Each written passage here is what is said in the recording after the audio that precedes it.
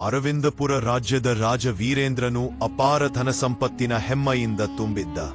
ಚಿನ್ನದ ಅರಮನೆ, ವಜ್ರದ ಸಿಂಹಾಸನ, ಸಾವಿರಾರು ಸೇವಕರು ಇವೆಲ್ಲವೂ ಇದ್ದರೂ ಅವನ ಹೃದಯದಲ್ಲಿ ಗರ್ವವಷ್ಟೇ ಹೆಚ್ಚು.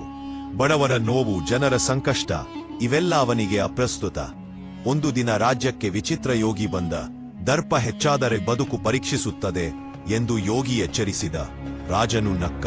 ಆದರೆ ಬೆಳಿಗ್ಗೆ ಎದ್ದಾಗ ಅವನು ತನ್ನ ಚಿನ್ನದ ಅರಮನೆಯಲ್ಲಿ ಇರಲಿಲ್ಲ. ಮಣ್ಣಿನ ಗುಡಿಸಲು, ಹರಿದ ಬಟ್ಟೆ, ಹಸಿವಿನ ನೋವು. ಅವನು ಬಡವನಾಗಿ ಬದಲಾಗಿದ್ದನು. ಯಾರಿಗೂ ಅವನನ್ನು ಗುರುತಿಸುವವರಿಲ್ಲ. ಹಸಿವಿನಿಂದ ಬಳಲುತ್ತಿದ್ದ ಅವನಿಗೆ ಒಬ್ಬ ವೃದ್ಧೆ ಮಾತ್ರ ದಯ ತೋರಿಸಿ ಹಣ್ಣು ಕೊಟ್ಟಳು. ಹಗಲು ರಾತ್ರಿ ಶ್ರಮಿಸಿ ಬಡವರ ನೋವಿನ ಮೌಲ್ಯ ಅರಿತುಕೊಂಡ. ಒಮ್ಮೆ ಯೋಗಿ ಅವನ ಮುಂದೆ ಮತ್ತೆ ಕಾಣಿಸಿಕೊಂಡಾಗ, ನೀನು ಕಲಿತಿದ್ದರೆ ನೀನು ಮರುಬಾಳ್ಗೊಂಡವನು ಎಂದು ಹೇಳಿ ರಾಜನನ್ನು ಹಿಂದಿನ ಬದುಕಿಗೆ ಹಿಂತಿರುಗಿಸಿದ. ಈ ಬಾರಿ ರಾಜನು ನಿಜವಾಗಿಯೂ ಬದಲಾಗಿದ್ದ.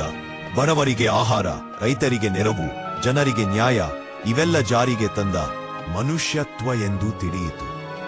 ಹೀಗೆ ಒಮ್ಮೆ ಗರ್ವದ ರಾಜನು ಬಡವನ ನೋವಿನ ಮೂಲಕ ನಿಜವಾದ ಮಹಾತ್ಮನಾದ.